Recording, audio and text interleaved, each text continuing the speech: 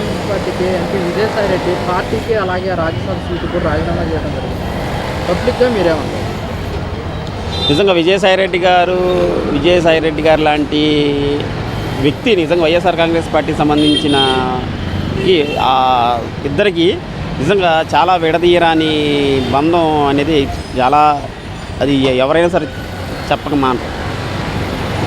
విజయసాయి రెడ్డి గారు లేకపోతే వైఎస్ఆర్ కాంగ్రెస్ పార్టీ పరిస్థితి ఏంటి అని చెప్పేసి చాలామంది అనుకుంటున్నారులే, కానీ వాస్తవంగా కార్యకర్తల కాడ నుంచి వైఎస్ఆర్ కాంగ్రెస్ పార్టీ సానుభూతి పరుల కాడ నుంచి వైఎస్ఆర్ అభిమానుల కాడ ఎవరైనా సరే అభిమానించేది జగన్మోహన్ రెడ్డి గారిని అప్పండి.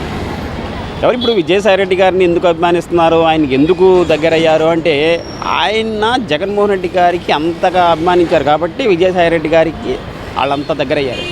విజయసాయి రెడ్డి గారు వాస్తవం ఉన్నది ఏంటంటే ఆయన ఉన్నది ఉన్నట్టు చెప్పారు. ఏంటి, నేను ఇంకా రాజకీయాల్లో ఎక్కువగా ఉండాలి అని నేను అనుకోవట్లేదు. ఆ రోజు రాజకీయాలు వేరు, ఈరోజు రాజకీయాలు వేరు, ఇంకొద్దు, ఇప్పుడు నేను గట్టిగా న్యాయం చేయలేకపోతున్నాను. ఏదైనా సరే కానీ కారణం ఏదైనా కావచ్చు, వయసు రీత్యా కావచ్చు, ఏదైనా కావచ్చు, నేను సరైన న్యాయం చేయలేకపోతున్నాను.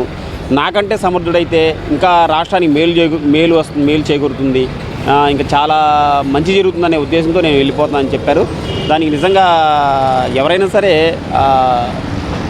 ఆయన చెప్పిన సమాధానానికి, ఆయన చెప్పిన విధానానికి నిజంగా ఓకే చెప్పాల్సిందే. ఎందుకంటే దానికి ఇంకోటి ఏంటంటే విజయసాయి రెడ్డి గారు వెళ్ళిపోయేంత మాత్రం వైఎస్ఆర్ కాంగ్రెస్ పార్టీకి ఏదో నష్టం చేకూరుతుంది, ఏదో అయిపోతుందని అనుకుంటున్నారు. కానీ వాస్తవంగా యావత్ ప్రజానికం ఎవరైతే వైఎస్ఆర్ కాంగ్రెస్ పార్టీని చేసుకున్నారో వాళ్ళందరూ కేవలం జగన్మోహన్ రెడ్డి గారు నాయకత్వం కోసమే పనిచేస్తున్నారులే, కానీ మరొకటైతే కాదని చెప్పేసి ఈ సందర్భంగా అయితే గట్టించారు.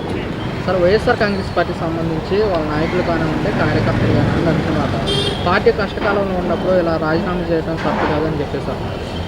మీరు చెప్పిన వాటం వాస్తవమే. ఇప్పుడు పార్టీ అయితే చాలా గడ్డు పరిస్థితుల్లో ఉంది, కాదనట్లేదు, దానికి ఎవరు కాదనలేని నిజమే. కాకపోతే ఏంటంటే ఆయన పరిస్థితి కూడా చెప్పారు కదా, ఇలాంటి లేనిపోయినవి ఇప్పుడు ఆయన మీద కాకినాడకు సంబంధించిన ఏదైనా కేసులు అయితే ఏంటి, లేకపోతే వాళ్ళ అల్లుడు జోలికి రావడం ఏంటి, ఏమైందండి, అసలు నేనేం చేశాను, నేనేం చేయకుండానే ఇంత ఇచ్చేస్తున్నారు అంటే ఒక రాజకీయంలో ఉండగా ఒక వ్యక్తి తప్పు చేస్తున్నాడు అని చెప్పడం కూడా ఈ రోజుల్లో తప్పైపోయింది. అంటే భావ స్వేచ్ఛ కూడా పూర్తిగా హరించేస్తున్నారు. నిజంగా ఈ ప్రభుత్వం భావ స్వేచ్ఛ అనే ప్రకటన కూడా చెప్పలేని పరిస్థితి వచ్చేసింది.